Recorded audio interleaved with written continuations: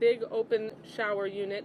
There are, you know, small walls in each shower, but, you know, we're talking about all 900 men who are held in this facility. It is built currently for 1,000, and they have no privacy at all when they're showering. For meals, when we walked through the quote-unquote meal prep area, the kitchen area, for lack of a better term, they had the portions that were available for detainees, and they had the portions that were available for employees being prepared at the same time. The portions available for employees, large pieces of roast chicken, large sausages, and the detainees' lunches were a small, you know, gray turkey and cheese sandwich, an apple, and chips, and that's it. We're talking about fully grown men being fed very small portions. When many asked, you know, about the nutrition standards, they say that they are utilizing state prison standards that, you know, have been approved by ICE. But I mean, when I went to Chrome on an unannounced visit, and I spent 3.5 hours walking through Chrome, went to every nook and cranny of Chrome, went in the kitchen, saw the meals being prepared. The meals being prepared for Chrome detainees were like the size, the portion and nutrition level, roast chicken, rice, beans, the size and portion levels and nutrition level that the employees get here. And they are I don't see how a large grown man at that, and there are many large grown men in this facility, I don't see how that could possibly sustain them nutritionally or not make them hungry. And when you have hungry people, obviously their mood changes. I brought a thermostat in with me, a manual thermostat. In the medical intake area, it was 85 degrees. This is inside the so-called air-conditioned tent. In the area, they only let us go up to the entranceway of where they were housing the detainees. They would not let us even a step past the threshold. It was 83 degrees. That was without being all the way in with all of the bodies that were living inside that. The last thing I want to mention is environmentally. They have dug out reclaimed environmental areas and dumped fill on top of them. They say that means that they have not put fill anywhere that wasn't, quote, already developed. But these are, since the 1970s, reclaimed environmental areas, and we have, obviously, Everglades restoration funding coming through here. We could not meet with any detainees. They gave us no specific reason or authority why we couldn't. They refused us access and wouldn't even let us go into the dormitory where they were being encaged. So this is an appalling, outrageous environment to detain anyone. And lastly, they say that there are only people who are in the final stages of deportation here. We have doubts about that. We've heard that there are detainees here who are not criminals, but we're going to need to ask a lot of follow-up questions. So thank you so much. I'll turn it over to Congressman Soto. What we saw in our inspection today was a political stunt. Dangerous and wasteful. Evidence of flooding, floors that are only about 8 inches above the ground, temperatures that are hot, and you see the isolation here. Also wasteful. It probably cost double the amount to put this facility here versus right by Chrome.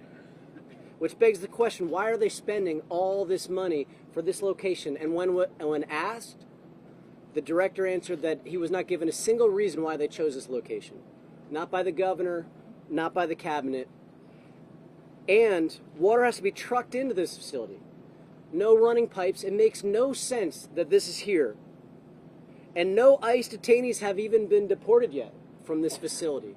We're in day 10. They have to be deported within 14 days. And so one can't help but understand and conclude that this is a total, cruel political stunt meant to have a spectacle of political theater, and it's wasting taxpayer dollars and putting our ICE agents, our troops, and ICE detainees in jeopardy. En español, este es una chiste cruel. una situación muy peligrosa aquí en este cárcel. Hay inundación, es mucho calor y ellos están usando dinero de una manera terrible. Ellos pueden tener una facilidad menos gastos en el próximo área de Chrome aquí. No hay agua. Quien puede estar allí necesita transportar esta agua y no hay deportaciones ya. La única razón por esta facilidad es para tener una chiste cruel por la comunidad hispana. And next we'll hear from Maxwell Alejandro Frost, my colleague from Orlando. Thank you, everybody. What we saw in there is very simple. We saw humans being held in cages. You heard it from Congresswoman Debbie Wasserman Schultz. 32 people per cage. 3 toilets in each cage for these 32 people, and their drinking water comes from the toilet. People are on the toilet, you can't drink water. What we also heard, there was so much ambiguity on under what authority people are being held here, and whether this is a state facility or a federal facility. They kept state legislators out, trying to claim it's a federal facility. Then perhaps they would try to keep us out today if it came unannounced, saying it's a state facility. And what we heard very clear is ICE is giving them the directions from A to Z, where they put the beds, how everything is meant to be. So this is much like Baker in North Florida, where you have the state running this facility, but ICE is calling the shots. It is a federal detention facility, which means, and I'm really glad we were able to get this ironed out here, it means members of Congress are able to come here unannounced. And we will come here unannounced. Because, of course, like I said earlier today, a clean cage is still a cage. And they couldn't even keep this clean. I'll tell you, we couldn't even see the actual toilets that the detainees are using. Some of the biggest complaints we've heard is, yes, there's 3 toilets, but a lot of the time, only one is working. And they get backed up, feces being spread everywhere. And I asked them, I want to come in and I want to see the toilets. They said, we'll show you the toilets of a new unit that no one's in yet. That's not what I wanted to see. We wanted to see how it is right now, and we were unallowed to do it. Which means even with this invitation, so much was kept from us. We weren't able to see the medical facilities. They cited HIPAA, saying because of HIPAA, you can't see the medical facilities. Bullshit. We have done multiple ICE detention unannounced visits and been able to see the medical units. And why seeing the medical units are important is, of course, we want to know that the standard is high in case someone is having an issue. But also in many of these facilities, the segregation units and the isolation units are often the same units used for medical as well. We were unable to see those. Not just that, I also want to make sure I say this. There are so many attorneys across the country and across the state who have no idea how they can set up the appointments with the people that they're representing. I was given an email. It is legal@privacy6.com. They say if you email that, you'll be able to come here and see the person you're representing. That's what I was told by one of the head folks here. So again, that is legal@privacy6.com. 2 other quick things. The other thing I want to bring up is this place is loaded with third-party private security officers. This is not completely being run by federal agents or federal officers, not even state folks. Most of them are around the perimeter. When we went inside of the cage area, it was mainly private security company folks. Not any different than you'd find if you went to a concert or you went to a sporting game. The last thing I want to say is every Floridian should be ashamed that our taxpayer money is being used to put people in these cages. That our taxpayer money is being used as we're coming into hurricane season. It's being used for this. As we have homeless people sleeping on the streets, as rent is so damn high in this country, it's being used for that. And to what Ron DeSantis said when he said, I've never seen Democrats fight hard for people in the United States, they fight harder for immigrants or this and that. Number one, immigrants don't poison the blood of this nation. They are the blood of this nation. The other thing I'll say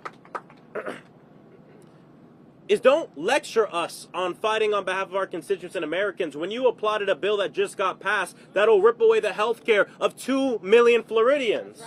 Don't lecture us when you were goading on and saying you love a bill that's going to rip the food out of the mouths of children, that's going to give $150 billion to ICE to go to our communities, terrorize our people, Throw them in cages, never to be seen again. It is something everyone, whether you're Democrat, Republican, or anything, should be deeply ashamed of. The work is not done here.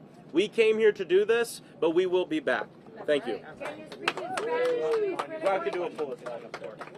Rather than me just say the same thing my colleagues have just said, I associate myself with their comments. Why don't we just go to questions since it's about to pour? I have a question for you, Representative Moskowitz. Yeah.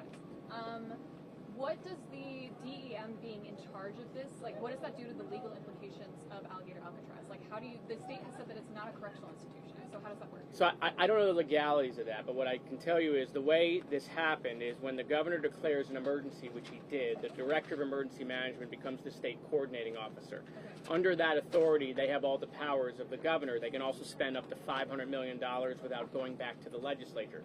So Kevin Guthrie, who's the director, works directly for the government, for the governor. The Department of Emergency Management is within the governor's office. So he is taking his instructions from the governor, and he has fulfilled those instructions. But I will add that the executive director of FDEM did say that FDEM does not have the 287G authority to, that is, they are not designated to manage this facility on behalf of the federal government. And it is, we were not able to get clarity on whose 287G authority this facility is being run. And just to add to the two, the director referred to those being detained as inmates. Sure. Representative Anavias Kamani from the Orlando area, State House Rep. So different terminology was used to describe those who are being detained right now. So staff referred to them as residents. They wouldn't use the term inmate or detainee, but then the director multiple times referred to folks as inmates and detainees. So there continues to be, to Congressman Frost's point, just vagueness of what this operation actually is, who's in charge, and referring to prison standards. Yes, they kept referring to prison standards as well. Every time we asked a question about the environment, they said these are federal, state prison standards, federal and state prison standards. So it's like, okay, is this a correctional institution? There are FDC staff also working here. It's worth noting that there were staff from the Florida Department of Corrections here. I think it really needs to be made clear that this facility exists just for purposes of it being a stunt. Right. This is for show. This is DeSantis and Trump chest beating and Utmeyer chest beating to try to make sure that they can send a message that they are the biggest, baddest, nastiest overseers. Because that's what's going on here. This harkens back to when you had people who were encaged, who were imprisoned.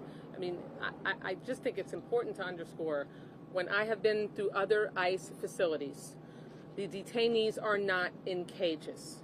And there is a temporary structure on the grounds of Chrome Detention Center that I just went to see. And they told me that the reason they're in cages is because it's a temporary facility. But there's a temporary tent on the grounds of Chrome, and those detainees are not in a cage. They freely walk around. Their beds are out in the open. They're able to move back and forth between buildings. They are full of it. Just one other thing I want to say, too, that I think is really important to paint this picture. When they let us in to see the cages, and we saw people, of course, yelling for help, we even heard in the background someone yell, "I'm an American citizen." They started chanting "Libertad," freedom, liberty. And I got to tell you, it was very emotional to be there for all of us, to hear that, and to see that our taxpayer money is being used for this stunt. We asked them about a hurricane plan. Of course, the plan is to get people out, and they know that the first, and it doesn't even have to be a hurricane, the first real storm that comes by here, all that money that's been used to build this will completely go to waste. So this has nothing to do with what they tell you it is, and it's all a cruel stunt. Cruelty isn't just the point, it's the strategy in this. They tried to evacuate them even for Camp 1 earlier this week that people are going to call this a modern-day concentration camp. Would you agree with that statement? Listen, it is as bad as it can be, but it is not a concentration camp. And people should not use Holocaust references to describe what's going on behind us. And did you guys notice the bug infestation at all? Well, you're noticing it. It is no different in there. And there were bugs when we went into the empty dorm that has not yet been finished. There were bugs on the mattresses. all over the mattresses that had not even yet been used in an air-conditioned tent. So, I mean, there's also, when we walked through, there were the largest grasshoppers I've ever seen in my life. There were the largest grasshoppers I've ever seen in my life hopping along around this facility. I mean, this is literally plopped down in the middle of a swamp. I also, since we were able to hear some of the people screaming, another man screamed out that he was poisoned by Clorox in the water, and he was in the hospital for 4 days.